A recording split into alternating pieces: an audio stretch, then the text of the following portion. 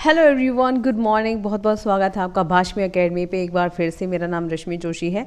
आज के लेसन में हम लोग साइकोलॉजी का एक और वीडियो अपलोड करने वाले हैं। और दोस्तों, ये सारे के सारे वीडियोस जो है वो कंप्लीट होने के बाद में हम इंडियन पॉलिटी पढ़ाना इस पर स्टार्ट करेंगे। ठीक है, मैं चाहती हूँ इसकी एक प्लेलिस्ट तैयार हो जाए, उसके बाद में फिर हम दूसरे सब्जेक्ट की ओर जाएंगे। और हाँ, CTET का नोटिफिकेशन आने वाला है, तो मैं आप लोगों को ये भी बता दूँ कि आप लोग उसका फॉर्म जल्दी से जल्दी भरिएगा। ठीक है, एक बार में आपको क्वालिफाई करना है। एंड वन मोर थिंग कि सीटेट की परीक्षा के लिए प्रश्नों की जो श्रृंखला है, प्रीवियस ईयर के क्वेश्चंस जो है वो इसी चैनल पे मैं आपको करवाऊंगी। जैसे ही परीक्षा जो है समीप आएगी, उसके 1-1.5 मंथ पहले से उसको स्टार्ट करवा दूंगी मैं। ठीक है, लेकिन इन प्लेलिस्ट के बाद में डायरेक्टली मैं इंडियन पॉलिटी पढ़ाना स्टार्ट करूँगी इसमें। ठीक है, या पॉलिटिकल साइंस पढ़ाना स्टार्ट करूँगी। ओके, आगे बढ़ते हैं। भाष्मी एकेडमी को अगर आपने अभी तक सब्सक्राइब नहीं किया है तो सब्सक्राइब कर दीजिए, वीडियोज़ को लाइक कीजिए, अपने दोस्तों के साथ ज़्यादा से ज़्यादा शेयर करिए और उनसे भी सब्सक्राइब करवाइए, ताकि ज़्यादा से ज़्यादा लोगों तक नॉलेज को फैलाया जा सके। चलिए, आज हम क्या पढ़ने वाले, इस चैप्टर के बारे में बात कर लेते हैं। आज हम बात करने वाले हैं ब्लूम की टैक्सोनॉमी के बारे में। गाइज, ये चैप्टर बहुत बहुत इंपॉर्टेंट है, क्योंकि आप कोई भी एग्ज़ाम दे रहे हो साइकोलॉजी से रिलेटेड, उसमें ये प्रश्न ज़रूर आते हैं। कम से कम 1 से 2 प्रश्न तो आपके कहीं नहीं जा रहे, ज़रूर से आते हैं ब्लूम की टैक्सोनॉमी से रिलेटेड। तो उसी के बारे में आज हमें पढ़ना है। देखिए भाई, स्टार्ट करते हैं। ब्लूम की हाँ, लाइक शेयर कर दीजिए और सब्सक्राइब कर लीजिए चैनल को। ब्लूम की वर्ग की, यानी कि हिंदी में इसको बेटा वर्ग की कहते हैं, इंग्लिश में टैक्सोनॉमी कहते हैं। तो ब्लूम की वर्ग की शिक्षा के अंतर्गत सीखने के उद्देश्यों के वर्गीकरण से रिलेटेड है, यानी कि जो सीखने के उद्देश्य होते हैं, एम्स होते हैं, गोल्स होते हैं, डोमेन्स होते हैं, उनके बारे में बात करता है। ये नाम बेंजामिन ब्लूम के नाम से रखा गया है, जो उक्त वर्गीकरण सुझाने वाली समिति के अध्यक्ष थे।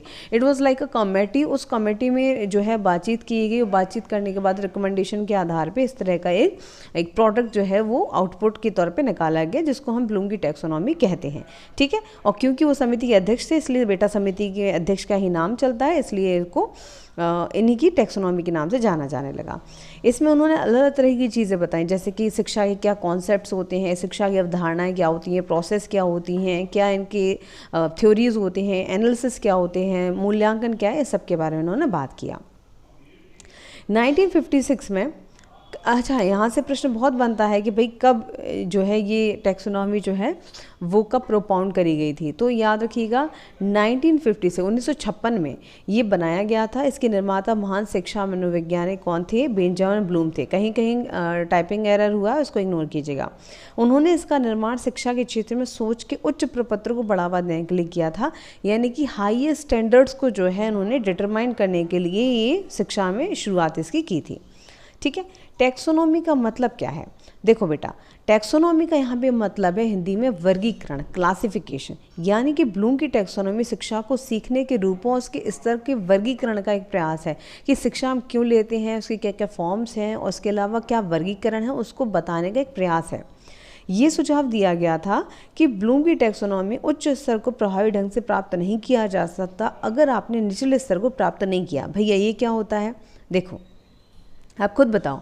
आप जब सीढ़ियाँ चढ़ते हो तो आप सीधे 10वीं सीढ़ी 12वीं सीढ़ी पहुँच जाते हो, या first floor, second floor, third floor बिना चढ़े आप 10th फ्लोर पे पहुँच जाते हो? कैसे करते हो आप? या फिर जैसे मान लीजिए आप आज बड़े अच्छे से पढ़ लेते हो, बड़े अच्छे से लिख लेते हो, तो क्या आप पैदा होने के साथ ही लिखना पढ़ना सीख गए थे आप? नहीं ना। It was a process. शुरुआत में अ, आ, ई, उ ये सब बनाना, प्रोनाउंस करना सीखा, उनका वाक्य संयोजन सीखा, शब्दमाला सीखी, उसके बाद अपने ग्रामर सीखा, तभी तो आप उनको जोड़ जोड़ के आज इतने बड़े बड़े खर्रे लिख पाते हो ना। कोई रिसर्च कर रहा है, कोई PhD लिख रहा है, कोई थीसिस लिख रहा है, कोई महाभारत लिख रहा है। तो ये सब चीज़ें आप ऐसे 1-2 दिन में नहीं सीख गए, ये चीज़ें आपने सीखी, क्रम से सीखी हैं। ठीक है, इसीलिए कहा जाता है कि आप 1-2 या कह लीजिए निचले स्तरों को प्राप्त किए बिना उच्च स्तर को प्राप्त नहीं कर सकते हो। इसलिए इसके वर्गीकरण को 3 भागों में बांटा गया है। कौन कौन से वर्गीकरण है उनके बारे में बात कर लेते हैं। पहला जो वर्गीकरण उन्होंने बताया है वो कौन सा है? एक सेकेंड, मैं कलर चेंज कर लेती हूँ। ओके, ठीक है। देखो, पहला वर्गीकरण जो उन्होंने बताया वो कौन सा बताया है? वो उन्होंने बताया है भाई, एक सेकेंड, हाँ, वो बताया कॉग्निटिव डोमेन, अफेक्टिव डोमेन और साइकोमोटर डोमेन। ठीक है, 3 डोमेन की पहचान उन्होंने इसमें की थी। इसके आगे देखिएगा, सीखने के 3 प्रकार उन्होंने बताए, कौन कौन से बताए फिर से मैं बता दूं। पहला मैंने आपको बताया कॉग्निटिव डोमेन, यानी कि सीखने के एक से अधिक प्रकार उन्होंने बोला। बेंजामिन ब्लूम ने 1956 के नेतृत्व में कॉलेजों की एक समिति थी, उसमें उन्होंने 3 डोमेन की पहचान की, जिसके बारे में मैंने ऑलरेडी आपको बता दिया। कौन कौन से डोमेन है फिर से एक बार देख लेते हैं। पहला है संज्ञानात्मक डोमेन, ठीक है, first one is cognitive domain. दूसरा आपका इफेक्टिव डोमेन, ठीक है, और उसके बाद में साइकोमोटर, ठीक है, इसको हम मैनुअल भी कह सकते हैं। देखो आप इसको कैसे याद रखेंगे, बहुत सिंपल सी बात है, कोई कठिन नहीं है इसमें, कैसे याद रखेंगे वो ध्यान हो। संज्ञानात्मक क्रियाएं मैंने आपको कई बार, जब मैं साइकोलॉजी आपको जब पढ़ाई हूँ तब तो मैंने आपको कई बार बताया है। वैसे तो मेरा मेन सब्जेक्ट पॉलिटिकल साइंस है, बट साइकोलॉजी भी आप लोग पसंद करते हैं तो मैं पढ़ा देती हूँ। साइकोलॉजी या कॉग्निशन की जब बारे में मैंने आपको बताया, तो cognition is all about your mental processes, आपकी मानसिक प्रक्रियाओं, मानसिक कौशलों के बारे में, आपके ज्ञान के बारे में, आपके इस डिब्बे 1.25 किलो का दिमाग, इसमें घुसे होने वाली चीज़ों के बारे में, जिसको आप खोल खोल के चेक या देख नहीं सकते हो, ठीक है। इट्स एब्स्ट्रैक्ट, ठीक है। भावनात्मक शब्द का मतलब क्या होता है, अफेक्टिव, आपकी भावनाएं क्या हैं, आपकी भावनात्मक क्षेत्र क्या है, आपको अच्छा लगता है, बुरा लगता है, कैसा लगता है, ये सारी की सारी चीज़ें, मनोवृत्तियाँ, टेंडेंसीज कैसी हैं, सिंपल लग रहा है ना। उसके बाद में तीसरा साइकोमोटर। बेटा साइकोमोटर कहते हैं ना, आपने कई सारे ब्रेक एड्स देखे होंगे, बच्चे खेल कूद रहे हैं तो कह रहे हैं उसका जो उसके साइकोमोटर स्किल्स हैं बहुत अच्छे से विकसित हो रहे हैं, मोटर स्किल्स में बहुत अच्छा है या नहीं है। तो यानी आपकी गतिशीलता, कौशल, शारीरिक या मैनुअल मतलब शारीरिक तौर पे कितने इन्वॉल्वमेंट दिखा रहे हो। तो तीनों शब्दों का मतलब यही है यहाँ पे कि कॉग्निशन, फिर आपका फिर आपका अफेक्टिव डोमेन और फिर साइकोमोटर, ठीक है। ये आपके शिक्षा जगत के प्रमुख 3 उद्देश्य उन्होंने बताया। अब हमें प्रश्न कहाँ से उठता है ज़्यादा, उसके बारे में ध्यान देना है। सबसे ज़्यादा प्रश्न जो उठता है वो यहाँ से उठता है। टाइप्स मैंने तीनों आपको बता दिए, लेकिन प्रश्न सबसे ज़्यादा उठता है इस वाले डोमेन से, क्योंकि पियाजे का जो सिद्धांत था बेटा, कॉग्निटिव डेवलपमेंट थ्योरी, वो भी संज्ञान से जुड़ा था, कॉग्निशन से जुड़ा था, और ये भी इसी से जुड़ा हुआ है। तो इसी के टाइप्स ज़्यादा आते हैं, या फिर कौन सा इनके डोमेन में शामिल था कौन सा नहीं था, इस तरह के प्रश्न ही ज़्यादा आते हैं। आप स्क्रीन पे सब लोग ध्यान से देखो ज़रा, ठीक है। आपने ये चित्र जो है नहीं देखा तो ध्यान से देखिएगा। इसमें उन्होंने अपने कॉग्निटिव डोमेन के 6 प्रकार बताए। कितने, गिनाई कर लो जल्दी से, 1 2 3 4 5 और ऊपर चला गया 6, ठीक है, 6। देखो अब ठीक है, क्या बताने की कोशिश उन्होंने की है, उन्होंने बताने की कोशिश की है पहले नंबर पे क्या आता है आपका ज्ञान, नॉलेज। क्या आता है पहले नंबर पे, ज्ञान। क्यों, क्योंकि सब कुछ, पूरी जो रामलीला हो रही है वो किस लिए हो रही है, पूरी महाभारत किस लिए हो रही है, नॉलेज के लिए हो रही है ना। कहते हैं कि एक्सीलेंस का पीछा करना चाहिए। इट मीन्स कि आपकी जो नॉलेज होती है वो इतनी इम्पॉर्टेंट है, इतनी ज़्यादा इम्पॉर्टेंट है, क्योंकि इसलिए इम्पॉर्टेंट है क्योंकि आप लाइफ में जो भी स्किल्स जो है सीखते हो, या लाइफ में जो कुछ भी चीज़ें सीखते हो वो इसी की बेसिस पे सीखते हो, ठीक है। तो सबसे इम्पॉर्टेंट है नॉलेज, और जब आपके पास नॉलेज आ जाती है तो फिर क्या आता है, समझ बूझ, यानी आपका एक्नॉलेजमेंट, आपका बुद्धि विवेक, ठीक है, ये सारी की सारी चीज़ें। फिर आता है अनुप्रयोग तीसरे नंबर पे, यानी कि जब आपके अंदर नॉलेज आ गई, जब आपके अंदर बुद्धि विवेक आ गया, सब चीज़ें आ गई, तो फिर आता है अनुप्रयोग। अनुप्रयोग मतलब एप्लीकेशन, ठीक है, समझ में आ रही बात। जैसे मैंने आपको समझा दिया ब्लूम की टैक्सोनॉमी, अब एग्जाम में आ गया ब्लूम की टैक्सोनॉमी में कौन सा एक शामिल नहीं था, आपने जो है उसको अनुप्रयोग किया अपने नॉलेज का, जो भी मैंने आपको आज पढ़ाया, ठीक है। अगर आपने सक्सेसफुली उसको अप्लाई कर दिया, इसका मतलब आपके दिमाग में वो चीज़ आ गई थी, और नहीं आया तो बैठे रहो फिर समझ रहे हो बात। इसको कहते हैं अनुप्रयोग करना, एप्लीकेशन करना। मैंने आपको न्यूटन का थ्योरी किसी ने पढ़ा, उसको अप्लाई किया अपनी लाइफ में, तो वो समझ पाते हैं। स्टीम थ्योरी, हर चीज़ बेटा थ्योरी है अपने आप में, आसपास जो भी होती है, ठीक है।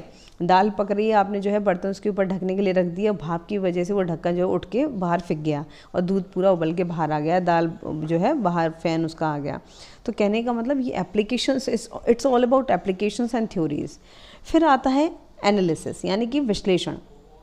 जब आप ये सब चीज़ें प्रोसेस में 3 चीज़ें आगे बढ़ जाते हो तो आप उस चीज़ का, सीखी हुई चीज़ों का एनालिसिस करते हो, उसका विश्लेषण करते हो, whether it's good, whether it's not good, if it is good then why it is good, you know, analysis करते हैं। उसको कहते हैं हम ऑपरेशन करना अपनी भाषा में, ठीक है। जब मैं आपको कुछ पढ़ाती हूँ और मैं आपसे एमसीक्यूज़ करवाती हूँ, अभी तो मैंने एमसीक्यूज़ स्टार्ट नहीं की, जल्दी मैं करूँगी, ठीक है, तो एमसीक्यूज़ वगैरह करवाती हूँ, तो उसमें मैं क्या कहती हूँ, कोई भी विकल्प को चुनो तो फिर आगे मत बढ़ जाओ, पहले ये देखो कि गलत है तो क्यों गलत है और सही है तो क्यों सही है। ठीक है, इससे क्या होगा, आपके 4 तरह के और प्रश्न भी तैयार हो जाते हैं। तो विश्लेषण करिए। और जब विश्लेषण का मतलब क्या होता है, चीज़ों को तोड़ना। तोड़ना मतलब क्या होता है कि तोड़ना मतलब होता है किसी भी चीज़ को टुकड़ों टुकड़ों में। जैसे मान लीजिए मैंने आपसे कहा कि मेरी क्लास को आप इवेल्यूएट कीजिए, विश्लेषण कीजिए, तो आप क्या कहेंगे, मेरे बोलने का तरीका कैसा है, या फिर पढ़ाने का तरीका कैसा है, उच्चारण कैसा है, आप छोटे छोटे टुकड़ों में बांट देंगे। ठीक है ना। उसके बाद प्रेजेंटेशन देखेंगे, या फिर आप देखेंगे पूरी चीज़ कंप्लीट पढ़ाई गई है नहीं पढ़ाई गई है, तो टुकड़ों टुकड़ों में बांट के फिर आपने क्लास का एनालिसिस किया। ठीक है, दिस इज कॉल्ड एनालिसिस, विश्लेषण। संश्लेषण में क्या होता है, वो टुकड़े जो हमने बांटे थे उनको वापस से जोड़ा जाता है। ये मेरी बातों को ध्यान से सुनिएगा, ये चीज़ जो मैं बता रही हूँ। ठीक है, जो टुकड़े बांटे गए थे, संश्लेषण या सिंथेसिस बेटा इसको इंग्लिश में कहते हैं। तो सिंथेसिस में क्या होता है, वापस से टुकड़ों को जोड़ा जाता है। जो भी टुकड़े हमने विश्लेषण में उसको हटाए थे, बांटे थे, उनको वापस से जोड़ा जाता है। उनके आधार पे कुछ नया आउटपुट जो है बनाया जाता है, उसको संपूर्ण जोड़ करके कुछ नई चीज़ बताई जाती है। एंड द लास्ट क्या आता है, एवेल्यूएशन आता है, यानी कि मूल्यांकन की बात आती है। जो भी चीज़ें हमने सीखी हैं, करी हैं, ज्ञान अर्जित किया है, उनका एवेल्यूएशन आता है कि उसका क्या आउटकम निकला। ठीक है, समझ में आई थिंक आ गए हो। तो 6 इन्होंने टैक्सोनॉमी अपने कॉग्निटिव डोमेन के अंतर्गत 6 इसके भाग बताए। इसको याद रखिएगा, एग्जाम में पूछा हुआ प्रश्न है। इसको ही यहाँ पे भी और अच्छे से बताया गया। इसको चाहे तो ऐसे देख लीजिए आप, ज्ञान, नॉलेज को, जो भी हम ज्ञान पढ़ते हैं, देखते हैं, समझते हैं, दिमाग में रखते हैं। बोध यानी कि आपका अंडरस्टैंडिंग कैसी है, एप्लीकेशन यानी प्रयोग कैसा है आपका, कौन कौन से आप प्रत्यय कॉन्सेप्ट का यूज़ कर रहे हैं, फैक्ट्स का यूज़ कर रहे हैं। एनालिसिस यानी जो भी चीज़ें हम पढ़ रहे हैं उनको तोड़ तोड़ के टुकड़ों में देखना, समझना। और संश्लेषण मतलब क्या होता है, जो भी चीज़ें हमें तोड़ी गई उनको वापस से जोड़ना, उसके आधार पर कुछ नई आउटकम निकालना। मूल्यांकन मतलब आपको पता ही अच्छे से, जो भी चीज़ें अब तक हमने सीखी हैं, पढ़ी हैं, सामग्री है, उसका पूरा मूल्यांकन करना। ठीक है, ओके। चलो, ये थोड़ा सा जो है डोमेन में थोड़ा सा उन्होंने जो बदलाव किया था उसके बारे में है। ठीक है, वास्तविक डोमेन, नया डोमेन, जो भी कह लीजिए अपने शब्दों को उन्होंने यूज़ किया था पहले ब्लूम ने, जैसे ज्ञान, समझ, बूझ, अनुप्रयोग, विश्लेषण, संश्लेषण, मूल्यांकन, इनको जो है नई शब्दावली के तौर पे यहाँ पे उन्होंने दिखाया था। ठीक है, तो यही इंपॉर्टेंट। इसके बाद क्वेश्चंस है। क्वेश्चंस के लिए तो मैं अलग से ही आप लोगों को पढ़ाऊँगी। ठीक है, बताऊँगी क्वेश्चंस मैं अलग से ही आप लोगों को करवाऊँगी, अभी नहीं करवा रही हूँ क्वेश्चन में। पहले ये पूरे हो जाए, उसके बाद में जो है क्वेश्चंस कराए जाएंगे। चलिए, क्लास फिर यहीं एंड करते हैं। क्लास अच्छी लगी हो तो लाइक कीजिएगा, दोस्तों के साथ ज़्यादा से ज़्यादा शेयर करिए, और शेयर करने के बाद सब्सक्राइब कीजिए चैनल को। मिलेंगे आपसे नेक्स्ट वीडियो में। Till then take care, bye bye, stay blessed everyone, bye bye.